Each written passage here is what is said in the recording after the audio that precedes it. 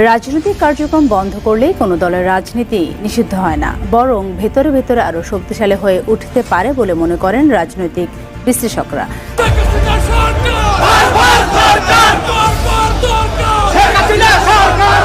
আমি আমার কথা বহু স্পষ্ট করেছি।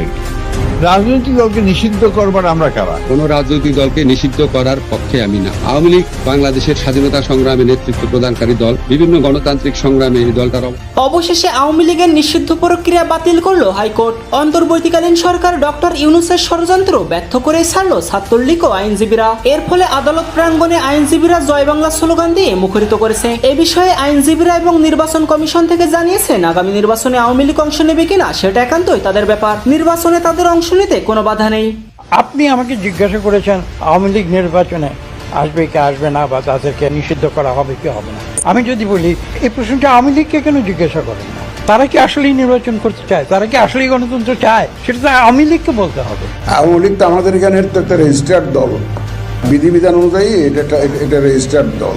এখন যদি তাদের নির্বাচন করা না করার ডিসিশনটা মূলত তারা যদি সিদ্ধান্ত হয় দলীয়ভাবে যে আমরা নির্বাচন করবো না, তাহলে তো আমরা জোর করে করতে পারবো না। এছাড়া আওয়ামী লীগের নিষিদ্ধকরণ বিষয়টি বাতিল নিয়ে ইতিমধ্যে নিশ্চিত করেছেন আইন উপদেষ্টা আসিফ নজরুল। তিনি জানান যে দলটির কারণে আজ আমরা বাংলা ভাষাতে কথা বলতে পারছি, অর্থাৎ স্বাধীনতা অর্জনকারী দলকে আমরা আর যাই হোক নিষিদ্ধ করতে পারি না। যখন আওয়ামী লীগকে নিষিদ্ধ করা একটা দাবি উঠেছে হাইকোর্টে, সে অফিস থেকে এটার প্রতিবাদ করা হয়েছে। এটা আওয়ামী লীগ বাংলাদেশের স্বাধীনতা সংগ্রামে নেতৃত্ব প্রদানকারী দল। বিভিন্ন গণতান্ত্রিক সংগ্রামে এই দলটার অবদান ছিল। ইতিমধ্যে বুঝতেই পারছেন আজকের খবরটি কতটা গুরুত্বপূর্ণ একটি খবর। বন্ধুরা চলুন ভিডিওতে আজকে আর বেশি কথা বাড়াবো না, সরাসরি আজকে আমরা চলে যাব মূল ভিডিওতে। আর সেখানে আজকে আমরা দেখব আজকের খবরের বিস্তারিত। ডক্টর ইউনূস পদত্যাগ করতে পারেন এরকম একটা খবরকে কেন্দ্র করে যে অস্থিরতা তৈরি হয়েছিল, তার প্রেক্ষাপটে গতকাল 3টা রাজনৈতিক দল প্রধান উপদেষ্টার সাথে দেখা করেছিলেন। বিএনপি, জামায়াত ইসলামী, বাংলাদেশের আওয়ামী লীগের অবর্তমানে দুটোই সর্ববৃহৎ দল, সুতরাং এই দুটো যেতেই পারে। যদি একটা প্রশ্ন আছে, জামায়াত ইসলামের নিবন্ধন নেই এখন পর্যন্ত তাদের নিবন্ধন স্থগিত আছে, সেটা শুনানি চলছে। আর এনসিপিও গেছে, এনসিপিরও নিবন্ধন নেই, এবং এনসিপি কোন বিবেচনায় এতটা প্রায়োরিটি পায় এই প্রশ্ন আছে। আর জবাব সম্ভবত আমরা জানি, এটা ডক্টর ইউনূসের নিজের দল, এটা সরকারের দল, এটা কিংস পার্টি। সে কারণে জনাব নাহিদ ইসলাম তারও আগের দিন ডক্টর ইউনূসের সাথে দেখা করতে পারেন। এখন কেউ কেউ বলছেন এই বৈঠকগুলো হওয়ার মাধ্যমে যে উত্তেজনা তৈরি হয়েছিল সেটা অনেকটা সামলানো গেছে। আমি বিশ্বাস করি না। আমি এই যে বক্তব্য যাদের, এই ইন্টারপ্রিটেশন যাদের, আই ডোন্ট বাই দিস।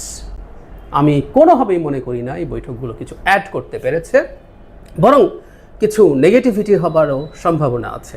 কেন আমি মনে করছি? এনসিপিকে ধর্তব্যের মধ্যে রাখার কিছু নাই। আই রিপিট, এনসিপিকে ধর্তব্যের মধ্যে রাখার কিছু নাই। দিনের শেষে যখন রাজনীতি মাঠে গড়াবে, ভোটের রাজনীতি হোক আর মাঠে শক্তি প্রদর্শনের রাজনীতি হোক, তাতে এনসিপি কিছুই না। শুধুমাত্র সরকারের প্রিভিলেজ প্রাপ্ত বলে তারা এই জায়গায় আছেন। আর আমাদের একটা সহানুভূতি অনেকেরই আছে, আমার নিজেরও আছে। এখানে যারা নেতৃত্ব দিচ্ছেন তারা এই জুলাই আগস্টে যে গণ অভ্যুত্থান তাতে গুরুত্বপূর্ণ ভূমিকা পালন করাদের মধ্যে আছেন। আরও অনেকে করেছেন, তারা তার মধ্যে আছেন। সেই কারণে বাকিদের কথা আমরা যদি মনে করি, জামায়াত ইসলামী বা বিএনপি, বিশেষ করে এই মুহূর্তে বিএনপির সাথে সরকারের ইন্টারাকশন কি আমাদের রাষ্ট্রের ডেমোক্রেটিক ট্রান্সফরমেশন সেটার উপর ডিপেন্ড করে। আরও যদি যোগ করতে চাই, সরকার, বিএনপি এবং সেনাবাহিনী, বাংলাদেশে এই মুহূর্তে এই 3টা জিনিসই সবচেয়ে বেশি গুরুত্বপূর্ণ। তাদের মধ্যকার যে ইন্টারাকশন, তাদের মধ্যকার যে সব কিছু মিলে একটা ইকুইলিব্রিয়ামের পয়েন্টে পৌঁছা, এটার উপরে ডিপেন্ড করবে। আমি জানি অনেকেই তাত্ত্বিকভাবে বলতে আসবেন মিলিটারিকে আলাদা এন্টিটি হিসাবে আমি দেখাচ্ছি কেন। আমি শুরু থেকেই বলেছি, এই গণ অভ্যুত্থান পরবর্তী সময়ে আমরা পছন্দ করি বা না করি, আমরা চাই বা না চাই, এই ধরনের একটা কিছুটা সেপারেট এন্টিটি মিলিটারির আছে। যাই হোক, আমরা মূল জায়গায় দেখব যে কি হয়েছিল, এবং বিএনপিকে ডেকে নেওয়া বা বিএনপি যাওয়া, লাভের লাভ কিছু হয় নাই, কিচ্ছু কাজ হয় নাই। এবং আমি মনে করি যে সরকারের সাথে বিএনপি যে দূরত্ব ছিল সেটা রাদার বাড়ার সম্ভাবনা তৈরি হয়েছে। তার আগে একটু জানতে চাই যে কি কথা হলো। মানে আমরা পরবর্তীতে যে দেখেছি, প্রত্যেকটা দল বেরোনোর পর ব্রিফ করেছে। বিএনপি তার নির্বাচনের জন্য একটা স্পেসিফিক রোড ম্যাপ চেয়েছেন। তারা উপদেষ্টা পরিষদ পুনর্গঠনের কথা বলেছেন। তাদের বিতর্কিত উপদেষ্টা, আমরা জানি 3জন উপদেষ্টার অপসারণ চাইছেন তারা, নিরাপত্তা উপদেষ্টা এবং 2 ছাত্র উপদেষ্টা। তারা বিচার করবেন, তারা সংস্কার করবেন, সবই বলছেন। জামায়াতে ইসলামী বেরিয়ে এসে নির্বাচনের ব্যাপারে খুব স্পেসিফিক টাইম না হলেও তারা ইঙ্গিত দিয়েছেন যে মিড ফেব্রুয়ারির আগে, মানে রমজানের আগে অথবা সর্বশেষ মানে ঈদের পরপর এরকম একটা মোটামুটি একটা স্পেসিফিক ডেটের দিকে যাওয়ার কথা তারা বলছেন। তবে তারা সংস্কার, বিচার এগুলো দৃশ্যমান করার কথা বলেছেন। লম্বা তালিকার কথা এনসিপি এসে বলেছেন, বলতেই পারেন তাদের তালিকা লম্বা হবে, এটাই খুব স্বাভাবিক। তারা অনেক কিছু বলেছেন, তারা জুলাই সনদের কথা বলেছেন, তারা স্থানীয় সরকার নির্বাচনের কথা বলেছেন, নির্বাচন কমিশন পুনর্গঠনের কথা বলেছেন, আওয়ামী লীগের আমলে সব নির্বাচনকে অবৈধ ঘোষণা করার কথা বলেছেন। সো এই সবগুলো জিনিস আসলে তাদের কাছে এসছে। তো এখন এটা হলো তাদের দিককার বক্তব্য। এখন যে কারণে বলছি যে মূল যে ফ্যাক্টর, আমি আবারও বলছি কাউকে ছোট বড় করার কোনো ইচ্ছে নেই আমার, কিন্তু সরকার, বিএনপি, সেনাবাহিনী এই তিনটার মধ্যে আন্ডারস্ট্যান্ডিংটা ঠিকঠাক মতো প্রতিষ্ঠিত হওয়ার উপরই ডিপেন্ড করবে আমাদের ডেমোক্রেটিক ট্রানজিশন কতটা স্মুথ হবে। বিএনপির ক্ষেত্রে বিএনপিকে ডেকে বা বিএনপি গিয়ে কোনো লাভ হয়নি কেন? মানে ডক্টর ইউনূস অত্যন্ত বাজে একটা বার্তা দিয়েছেন। ডক্টর ইউনূস হুইমজিকলি কাজ করেছেন তা মনে করি না, কিন্তু এই বার্তা উনি বিএনপিকে দিয়েছেন, জাতিকেও দিয়েছে। সেটা হচ্ছে বিএনপির সাথে তিনি যখন বসেছেন, জনাব আসিফ মাহমুদ সজীব ভুঁইয়া উপদেষ্টা পরিষদে যে কেউ থাকতে পারেন, আমরা আগে দেখতাম তার সাথে মিটিংয়ে সাধারণত সিনিয়র কোনো উপদেষ্টা, জনাব আদিলুর রহমান, জনাব আসিফ নজরুল, এই ধরনের লোকজন থাকেন।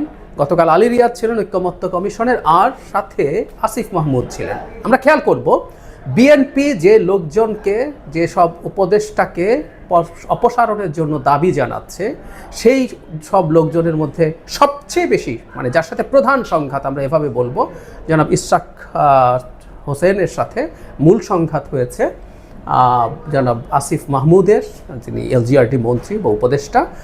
তাকেই তারা রাখার মাধ্যমে বিএনপিকে প্রমাণ বলে দিলেন যে তোমার কথার কোনো পাত্তা টাত্তা আমি আসলে দেব না। বিএনপির কথা পাত্তা নাও দিতে পারে, কিন্তু এই যে আসিফ মাহমুদকে এখানে রেখে বিএনপির সাথে মিটিংয়ে সরকার বিএনপিকে তাচ্ছিল্য করলো, সরকার বিএনপিকে বিদ্রুপ করলো, এটা বিএনপি, আমি আশা করি, আমি বিশ্বাস করি এটা বিএনপি বুঝতেও পেরেছে, বিএনপিগুলো বুঝতে হবেও। তারও আগে মিটিং চাওয়া হয়েছে, যেটা সবচেয়ে হাস্যকর ব্যাপার। এই ধরনের একটা সংকটের মুহূর্তে ইভেন বিএনপির প্রতিও বিএনপির প্রতি উনি গোসা করেছেন প্রধান উপদেষ্টা, ফর শিওর, এটা আমরা দেখেছি। কারণ বিএনপি যখন, বিএনপি এভাবে স্পেসিফিকলি না বলে আমরা এভাবে যদি বলি, যারা ইশরাক হোসেনের সমর্থকরা যখন রাস্তায় নেমেছেন, রাস্তায় ব্লকেট দিয়েছেন, তখন ওনাদের খুব গোসা হয়েছে, আর কারো ক্ষেত্রে হয়নি। সো বিএনপির উপর যদি ওনার গোসা থেকেও থাকে, বিএনপিকে ডেকে তার কথা বলা উচিত ছিল। এটা ব্যক্তিগত পর্যায়ে স্কুল বয়ের মতো ব্যাপার না যে আমি তোমার সাথে কথা বলবো না, আড়ি নিয়েছি। বিএনপি দফায় দফায় তার সাথে কথা বলতে চেয়েছে, জামায়াতে ইসলামী চেয়েছে, শেষ পর্যন্ত দেওয়া হলো। এবং অবিশ্বাস্যভাবে যেদিন, মানে গতকাল যখন তাদের দেখা হবার কথা, সকাল থেকে আবার এটা ছড়িয়ে পড়েছিল যে সাক্ষাৎ নাকি নাও হতে পারে। তো সুতরাং আসলে চাওয়া হয়েছে, অনেকে এই চাপ দিচ্ছে, সোশ্যাল মিডিয়ায় আলাপ হচ্ছে বলে উনি আসলে একটা দায়সারা, আমি এই জায়গাটায় আসছি, উনি আসলে একটা দায়সারা দেখা করেছেন বিএনপির সাথে। এনসিপির সাথে নিশ্চিতভাবে আন্তরিক দেখা তার হয়েছে, কারণ উনি ওদের প্রতি আন্তরিক। জামায়াতের সাথেও হতে পারে আমি জানি না, কিন্তু বিএনপির সাথে একটা দায়সারা বৈঠকই তিনি করেছেন। এর মাধ্যমে আসলে লাভের লাভ কিছু হয় নাই। ইভেন এই যে দেখা করে এই দাবি দাওয়া পৌঁছে দিয়েছে, বিএনপির সব দাবি দেওয়া তো উপদেষ্টা পরিষদ, প্রধান উপদেষ্টা জানেন, জামায়াত কি বলে তাও জানেন, এনসিপি কি বলেন তাও জানেন। তো এটা বসিয়ে লাভ কি হয়েছে? সরকার যদি সত্যিকার অর্থে কিছু মেন করতে চাইতো, এটা আমি ব্যক্তিগতভাবে মনে করি, এটা একটা রুদ্ধদ্বার বৈঠক হওয়া উচিত ছিল প্রধান উপদেষ্টার সাথে, যেখানে তিনি প্রেসাইজলি আসলে বলবেন কি করবেন না করবেন। এবং আরও ভালো হতো সবগুলো পক্ষ, শুধু এই তিন দল না, এই মাঠে এনসিপির যে শক্তি আছে তার সমান বা তার চেয়ে বেশি শক্তি আছে, এবং বহু দীর্ঘ সময় ধরে শেখ হাসিনা বিরোধী লড়াই করেছে এরকম দল আছে, তাদের প্রত্যেকের একজন করে, এরকম একজন করে, বিএনপিরও একজন, নট মোর দেন দ্যাট, জামায়াতের একজন, এভাবে যদি নেই, তাতে 10-12 জন 15 জন মানুষ হতে পারে। একদম ক্লোজ ডোর একটা মিটিং হয়ে তার উচিত হতো সেখানে একটা কনসেনসাসের চেষ্টা করা প্রত্যেক বিবাদমান গ্রুপগুলোকে নিয়ে। সেটা তো প্রয়োজনে তিনি লম্বা সময় নিয়ে বসবেন। তিনি যদি সত্যিকার অর্থে চান যে এই সমস্যার সমাধান বা অন্তত উত্তেজনা প্রশমিত করবেন, তিনি সেটা চান নাই, তিনি সেটা চান না। আমি সকালে যে ভিডিও করেছি সেখানেই জানিয়েছি যে এটা এক ধরনের ইভেন হুমকিও আছে, যে তোমারই শুধু লোকটোক না, আমাদেরও জনগণ আছে, এবং এই জনগণের ইন্টারপ্রিটেশন, আবার কেউ কেউ গণভোটের কথা বলছেন, যে সেদিকে যাচ্ছি না, কিন্তু আমার মনে হয় এই জনগণ বলতে তিনি বোঝাতে চাইছেন তিনিও লোক নামাবেন মাঠে। মানে সরকার রীতিমতো বিএনপিকে চ্যালেঞ্জ দিচ্ছে, ধমক দিচ্ছে, এবং গতকাল বৈঠকে সেটা প্রমাণও করেছে। সুতরাং এই বৈঠকগুলো অর্থহীন। আমি মনে করি বাংলাদেশ সামনে শক্তি প্রয়োগের মাধ্যমেই পরস্পরের আলোচনা, মানে শক্তি প্রয়োগ মানে এই না আলোচনা বন্ধ করা, শক্তি প্রয়োগের মাধ্যমেই আলোচনার পথ তৈরি হয়। সরকার যেহেতু শক্তি প্রয়োগের মতো স্টেটমেন্ট দিয়েছে, আমার মনে হয় বিএনপিকেও তার মাঠের শক্তি দেখাতে হবে ইনক্রিজিংলি। সে মানে এই না যে অবরোধ করে ফেলতে হবে, তাদেরকে প্রচুর সমাবেশ করতে হবে, তাদেরকে সমাবেশের মাধ্যমে তাদের দাবি দাওয়া জানাতে হবে, সারা দেশে তাদের কত লোকজন আছে এইটার শোকেসিং সরকারকে করতে হবে। আমার মনে হয় এই সরকার খুবই বাজে ডিলুশনে ভুগছে যে অসংখ্য মানুষ তার জন্য নেমে যাবে। মানে প্রায় অনেকে বলেন যদি তাই হয়, এটা একটা ফানের মতো করে ফেসবুকে বলছেন, ডক্টর ইউনূস তো রিজাইন করছিলেন, তিনি রিজাইন করে এনসিপিতে জয়েন করে একটা ইলেকশন করুন, করে বিএনপির বিরুদ্ধে জিতে এসে যাবতীয় সংস্কার, পোর্ট, করিডোর যা যা দেওয়ার সেগুলো দিন। সরকার মনে করছে এটা মনে করলে এটা করতে পারত, কিন্তু সরকারও সম্ভবত জানে, কিন্তু ডিলুশনটা কেন আমি আসলে জানি না। সরকার একটা অত্যন্ত বাজে খেলার দিকে নেমেছে। সরকারের উচিত হবে, প্রধান উপদেষ্টার উচিত হবে, আবারও বলছি, সেনাবাহিনী এবং বিএনপি সরকার এর ট্রায়ও প্রয়োজনে তারা তাদের মতো করে আলোচনা করবে, বসে তারা ডিএসকালেট করবে। সরকার সেনাবাহিনীর সাথেও, সেনাপ্রধানের সাথেও উত্তেজনা বাড়ানোর চেষ্টা করছেন। এগুলো কোনোটাই আমাদের জন্য ভালো ফল বয়ে আনবে না। এবং আমরা যদি এই বৈঠকের পর দেখি যে তারা অন্তত একটা সুনির্দিষ্ট রোড ম্যাপ, আমরা দেখেছি প্রেস সচিব আবারও সেই কাট অফ ডেট 30 জুন এসব ফালতু আলাপ দিচ্ছেন। এসব আলাপের কোনো মানে নাই। ওনাদেরকে একদম বলে দিতে হবে এটা জানুয়ারির শেষ, ফেব্রুয়ারি মাঝামাঝি এরকম। ইভেন তারা যদি মনে করেন রমজানের পর হবেন, তারা এটা বিএনপি মানবে কিনা ডিফারেন্ট ডিসকাশন, তাদেরকে বলতে হবে যে এটা মিড অফ এপ্রিল হবে, এরকম কিছু একটা তাদেরকে আসলে বলতে হবে, বা ফার্স্ট উইক অফ এপ্রিল এভাবে বলতে হবে। এটা যদি না হয়, এটা যদি না দেখি, তাহলে আমরা বুঝবো আদতে তাদের কোনো আন্তরিকতা এই সমস্যা সমাধানের ক্ষেত্রে নাই। তারা পরিকল্পিতভাবে দেশটাকে অস্থিরতার দিকে দিচ্ছেন। আগে বলতাম সরকারের একাংশ, একটু রাগঢাক করে বলতাম, এখন বলবো ডক্টর ইউনূসের নেতৃত্বে এই সরকার এই কাজটাই করছে। আমাদের জনগণকে খুবই সতর্ক হতে হবে। গত 3 দিন নিঃসন্দেহে বাংলাদেশে নানান ধরনের চাঞ্চল্যকর ঘটনা ঘটে গেছে এবং এখনো অনেক কিছু বাকি আছে নিশ্চয়ই। বাংলাদেশের মানুষও একটা শ্বাসরুদ্ধকর অবস্থায় রয়েছে। কোন দিকে যাচ্ছে রাজনৈতিক পরিস্থিতি, এইসব বিষয় নিয়ে আমরা কথা বলবো। আমাদের সঙ্গে আজকে যুক্ত হয়েছেন প্রফেসর ডক্টর নাজমুল্লাহ হাসান কলিমুল্লাহ, জানিপপের প্রতিষ্ঠাতা চেয়ারম্যান এবং রংপুর বিশ্ববিদ্যালয়ের সাবেক উপাচার্য, রাজনৈতিক বিশ্লেষক। প্রফেসর নাজমুল হাসান কলিমুল্লাহ, আপনাকে স্বাগত জানাচ্ছি আমাদের অনুষ্ঠানে। যেটা শুরুতেই বলছিলাম, যদি প্রশ্ন করি আপনাকে যে আমরা কি স্বাভাবিক অবস্থার দিকে খুব দ্রুতই যাব, নাকি আরো অনেক কিছু দেখার বাকি রয়েছে? ধন্যবাদ। দেখুন, আমরা এখন সবচাইতে নাজুক একটা সময় অতিক্রম করছি। যে কোনো সময় যে কোনো রকমের ঘটনার মুখোমুখি হতে পারে আমাদের এই জাতিকে। একদম যেটাকে বলে অনিশ্চিত একটি অবস্থা। কদিন ধরে আপনি একটু ইঙ্গিত দিয়েছেন, আমাদের মাননীয় প্রধান উপদেষ্টা গোসা করেছেন বলে জানা গেছে। তাকে কোনোভাবেই রাজি করানো যাচ্ছে না, তিনি পদত্যাগ করতে আগ্রহী। এবং আমাদের নবগঠিত রাজনৈতিক দলের প্রধান, তিনি সদ্য বিদায়ী ক্যাবিনেট মেম্বার, তিনি তাকে বোঝানোর চেষ্টা করেছেন, কিন্তু তিনি অনড়। এরকম একটি বার্তা আমরা শুনতে পেলাম তিনি হয়তো তার অবস্থান চেঞ্জ করেছেন। আপনি কতটুকু জানেন? দেখুন, বিষয়টা হচ্ছে যে তিনি চেঞ্জ করেছেন এটা নিশ্চিত করে বলার সুযোগ নেই। কারণ হচ্ছে যেই ধারণাটি প্রদান করা হয়েছে যে এটি একটি নাটক, আমি ব্যক্তিগতভাবে মনে করি না তিনি নাটকের একজন কুশীলব হিসেবে এই ভূমিকায় আছেন। আচ্ছা, তাকে সীমায়িত করা হবে যদি আমরা সেভাবে তাকে চিত্রায়িত করবার চেষ্টা করি। সত্যি কথা বলতে কি, ইটস এ হট চেয়ার।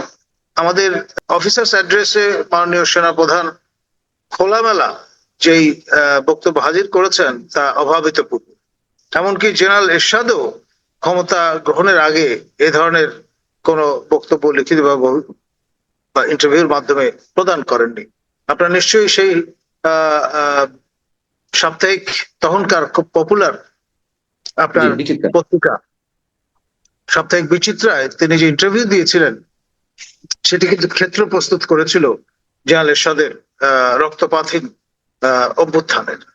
এবং আমাদের এই যে অফিসার্স অ্যাড্রেস সেখানে কিন্তু পরিষ্কার দ্ব্যর্থহীন ভাষায় আমাদের মাননীয় সেনাপ্রধান বলেছেন যে তার কোনো রাজনৈতিক উচ্চাভিলাষ নেই, যদি থাকতো তাহলে সেই 5 অগস্টের মতো সুবর্ণ সুযোগ জীবনে হয়তো 2বার আসবে না। সেটি কিন্তু সচেতন ভাবে তিনি পরিহার করেছেন। এবং তার যে উষ্মা যেটি তিনি প্রকাশ করেছেন সেটি হচ্ছে আর্ম ফোর্সেস কে ডার্কে রেখে বা অন্ধকারে রেখে আপনার এই যে রিফর্ম এফোর্ট গুলো একটার পর একটা প্রত্যক্ষ করা যাচ্ছে, তাতে আমাদের সশস্ত্র বাহিনীর সদস্যগণকে কনসাল্ট করার কোনো সুযোগ রাখা হয়নি এবং সেটি আপনার তাদের মনে রেখাপাত করেছে। আর মবক্রেসি বা মব কালচার এর সঙ্গে সশস্ত্র বাহিনী কোনোভাবেই রিকনসিলেবল না। কারণ হচ্ছে ডিসিপ্লিন ফোর্স আর চরম বিশৃঙ্খলা একসঙ্গে অবস্থান করতে পারে না। এখন যেখানে সশস্ত্র বাহিনীর সদস্যদের এখন থেকেই অনেক বেশি অ্যাকশনে যাবে এই ধরনের মবক্রেসির বিরুদ্ধে, নাকি এর আগেও তো সেনাপ্রধান বলেছিলেন গত 25 ফেব্রুয়ারি পিলখানা ট্রাজেডি দিবসে একটি অনুষ্ঠানে যে অনেক হয়েছে আর নয়, উনি সতর্কতা জারি করেছিলেন, সতর্ক দিক করে দিয়েছিলেন সবাইকে। আবারও যে কথা তিনি বললেন, অনেকে কিন্তু ভাবছে যে শেষমেশ হয়তো উনি তেমন কোনো অ্যাকশনে যাবেন না, এমনটি কি? দেখুন, এটি ভাবার কোনো কারণ নেই। জীবনের দুটি সময় বা মুহূর্ত এক নয়। এবং যেই কায়দায় আপনার ফিল্ড বিল্ডিং এর কাজটি করতে হয় সেটি কিন্তু জারি আছে। তিনি প্রথমে সতর্ক করেছেন এবং এই পর্যায়ে এসে তিনি কিন্তু স্টার্ন ওয়ার্নিং প্রদান করেছেন। এটা মৃদু সতর্ক বাণী উচ্চারণ করার মতো বিষয় নয়। আর আরেকটি বিষয় সেটি হচ্ছে একেবারে অন্তিম পর্যায়ে যখন চলে আসে তখন সেটা হয় লাস্ট কল, সেটা আমরা যেন ভুলে না যাই। আমি মনে করি তিনি যে অফিসার্স অ্যাড্রেস প্রদান করেছেন সেখানে যে বিষয়গুলো তিনি উল্লেখ করেছেন তা সবই কিন্তু লাস্ট কলের অন্তর্গত বিষয়। হালকাভাবে নেওয়ার কোনো সুযোগ আছে বলে আমি মনে করি না। এবং আপনি ডক্টর মোহাম্মদ ইউনূস সাহেবের পদত্যাগের বিষয়টি আপনি বলছেন যে উনি সিরিয়াসলি এটি বলেছেন, নাটকের কোনো অংশ নয়। তাহলে এবং আপনি এও বলছেন যে এখনো পর্যন্ত তিনি তার সেই সিদ্ধান্তেই আছেন যতদূর পর্যন্ত আপনি জানেন। যদি তাই হয় তাহলে রাজনৈতিক পরিস্থিতি কি আরো বেশি ঘোলাটে হবে? দেখুন, তিনি যদি অনড় না থাকতেন তাহলে পারসুয়েশনের কোনো প্রয়োজন ছিল না। আজকে সন্ধ্যা 7টায় আমাদের শ্রদ্ধেয় শিক্ষক, সহকর্মী এবং জ্যেষ্ঠ অধ্যাপক আমাদের ঢাকা বিশ্ববিদ্যালয়ের বর্তমানে বিএনপির রাজনীতির অন্যতম ধ্রুবতারা আমাদের প্রফেসর ডক্টর খন্দকার মোশাররফ হোসেন, তিনি তার নেতৃত্বে বিএনপি ডেলিগেশন দেখা করবে এবং এরপরেই ফলোড বাই জামাত ডেলিগেশন, যেটি নেতৃত্ব দেবেন শফিক মহোদয় স্বয়ং। তারপরে আপনার এনসিপি নাহিদ মহোদয়ের নেতৃত্বে দেখা করবে। এই যে চূড়ান্ত পারসুয়েশন, তারপরে যদি মন না গলে তাহলে হয়তো দেখা যাবে তিনি আপনার নিঃশব্দে চলে যাবেন অথবা আপনার জাতির উদ্দেশ্যে একটি ভাষণ প্রদান করবেন। এই দুটি অপশন আছে। অথবা তিনি হয়তো সময় নিতে পারেন, আপনার একটা ডেডলাইন বেঁধে দিতে পারেন যে এর মধ্যে যদি পরিস্থিতি উন্নতি না ঘটে তাহলে তার আর কোনো উপায় থাকবে না। এখন মুশকিল যেটা সেটা হচ্ছে জুলাই ঘোষণা। পরিস্থিতির উন্নতি বলতে তিনি কি মিন করতে চাইছেন? রাজনৈতিক দলগুলোর সঙ্গে এক ধরনের দূরত্ব, সশস্ত্র বাহিনীকে অন্ধকারে রেখে সবকিছু করা হচ্ছে, করিডোর বন্দর ইস্যুতে বিদেশিদের চাওয়াকে প্রাধান্য দেওয়া হচ্ছে, এনসিপি যেটি তার আশীর্বাদ পুষ্ট দল, তারা নানান ধরনের উত্তেজনা তৈরি করে বিভিন্ন দাবি দাওয়া আদায় করছে। তো পরিস্থিতিটা কি সবাই মিলে তৈরি করছে, নাকি তারও আমাদের প্রধান উপদেষ্টার অংশদায়িত্ব এখানে রয়েছে? দেখুন, যে যার অবস্থানের থেকে সুতোর টানটা দিচ্ছেন এবং আলটিমেটলি অ্যাবজর্ভ করতে হচ্ছে কিন্তু মাননীয় প্রধান উপদেষ্টা মহোদয়কে। He is in the helm of affairs. আর এখানে শক অ্যাবজর্ভার হিসেবে আপনি কতটুকু গ্রহণ করতে পারেন সেটাও তো একটা লিমিট আছে। তিনি তো রক্ত মাংসে গড়া একজন মানুষ এবং বর্ষিয়ান একজন মানুষ। কতটুকু স্ট্রেন নিতে পারবেন সেটারও তো একটা সীমা আছে। এখন ধরুন ঈদের আগে তিনি যদি চলে যান তাহলে ব্যাপারটা দাঁড়াবে এরকম, আর ঈদের পরে যদি যান তাহলে ব্যাপারটা দাঁড়াবে আরেক রকম। না, আমার প্রশ্নটা হচ্ছে যে অনেকের অভিযোগ এনসিপি কে প্রশ্রয় দিয়েছেন তিনি, আইন শৃঙ্খলা পরিস্থিতি উন্নয়নের জন্য তার টিম ভালো কাজ করেনি, এবং এগুলো তো তিনি সবকিছুই জানেন, এবং আইন শৃঙ্খলা পরিস্থিতির অজুহাতে নির্বাচন পিছিয়ে দেওয়া হতে পারে এমন একটি আশঙ্কা অনেক আগে থেকেই অনেকের মনে রয়েছে, এবং সেই জায়গা থেকে সম্ভবত সেটি তার আশীর্বাদ পুষ্ট যারা তারাই এটি করার চেষ্টা করছেন, এরকম অভিযোগ অনেকের। এবং বাস্তবতার সঙ্গে কি এই অভিযোগ বা আশঙ্কাগুলোর কোনো পার্থক্য আছে আপনি দেখতে পান? দেখুন, বাতাসে এখন যে গুজবটি ভেসে বেড়াচ্ছে সেটি হচ্ছে সারা দেশ থেকে যাদের হাতে আপনার ইলিগাল স্মল আর্মস আছে তারা রাজধানী অভিমুখে আগুয়া। এখন এই যে সম্ভাব্য কনফিগারেশন সেটি হয়তো নতুন মাত্রা যোগ করতে পারে। আর যে গৃহযুদ্ধ প্রজেকশনের যে ব্যাপারটি আছে সেটি খুব সুচিন্তিত ভাবেই কিন্তু প্রক্ষেপণ করা হয়েছে। আমি মনে করি না এটি কথা চলে কিংবা হঠাৎ চিন্তার বশবর্তী হয়ে আমাদের মাননীয় উপদেষ্টা, যাকে মাস্টার মাইন্ড বলা হয়, তিনি এই বিষয়টি তার ফেসবুকে হাজির করেছিলেন। এখন ধরুন এক হাতে তার তালি বাজে না, যাদের হাতে ইলিগাল স্মল আর্মস আছে আর যাদের হাতে বৈধ সর্বাধুনিক সমর উপকরণ আছে, দুই পক্ষ যদি একে অপরের দিকে বন্দুক তাক করে বসেন তাহলে হয়তো একটি অসম যুদ্ধ হবে, কিন্তু হিট অ্যান্ড রান ট্যাকটিক ব্যবহার করলে প্রলংড একটা আপনার আনরেস্টের মধ্যে আমরা সেই চোরা গলিতে ঢুকে পড়তে পারি, এবং তা কিন্তু জাতীয় গণ্ডিতে সীমাবদ্ধ থাকবে না, উপচে পড়তে পারে আমাদের সীমান্ত অতিক্রম করে, এবং তার ফলে একটা রিজিওনাল প্রোটেক্টেড আপনার ক্যাওটিক পরিস্থিতি তৈরি হতে পারে এই রিজিয়নে। আর অস্ত্র ব্যবসায়ীরা তো মোচে তা দিয়ে বসেই আছেন, আন্তর্জাতিক অস্ত্র ব্যবসায়ীরা।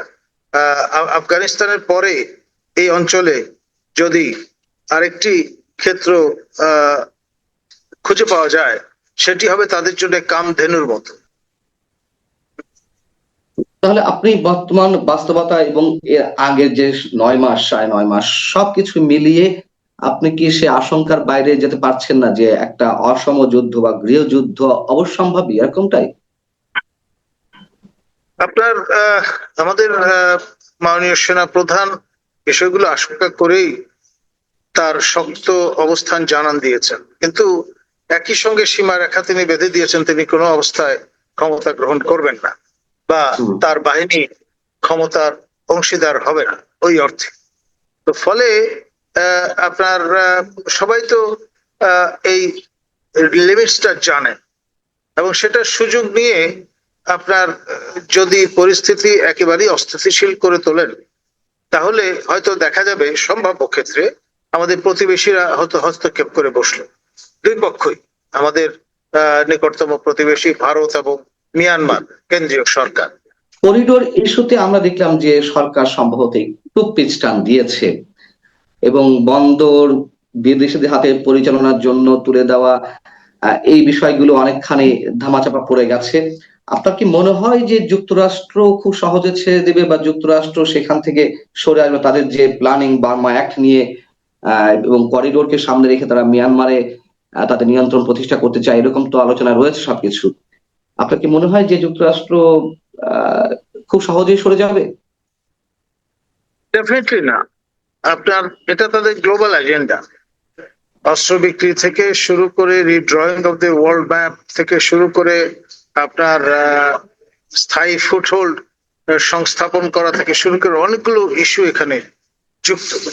এখন আমাদের দীর্ঘদিন ধরে মার্কিন যুক্তরাষ্ট্রে ঠিকানা ব্যবহার করছেন এইরকম একজন ব্যক্তি এখন আমাদের মাননীয় নিরাপত্তা উপদেষ্টা হিসেবে মন্ত্রীর মর্যাদায় অধিষ্ঠিত আছেন।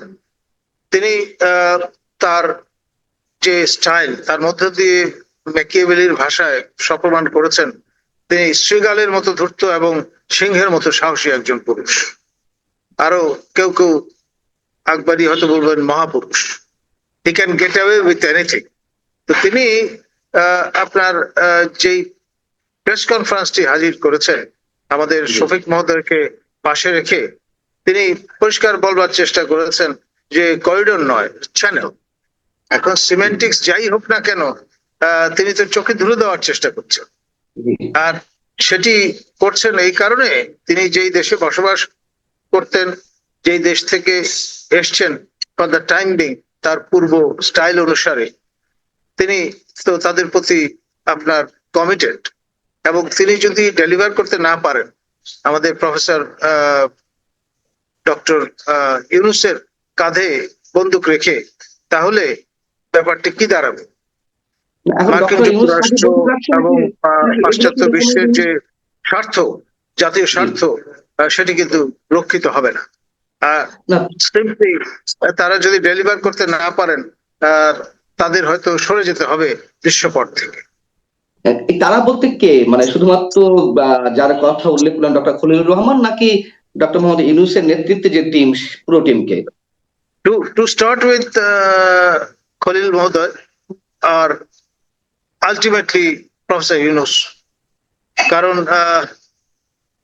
এখানে শ্রাগ অফ করার সুযোগ আছে খলিলুর রহমানকে, কারণ ইতিমধ্যে বিএনপি থেকে শুরু করে আরো অনেকেই তার পদচ্যুতি দাবি করছেন।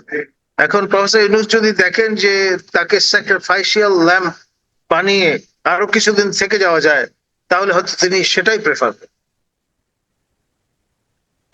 আপনি বলছিলেন যে ডক্টর মোহাম্মদ ইউনূস পদত্যাগের যে কথাটি বলেছেন সেটা সিরিয়াসলি, আবার আমরা এখন শুনতে পাচ্ছি আপনার কাছ থেকে যে আরো কিছুদিন থেকে যেতে পারে মার্কিন এজেন্ডা বাস্তবায়নের জন্য। বিষয়টা কি এরকম, এটাই বলতে চাচ্ছেন?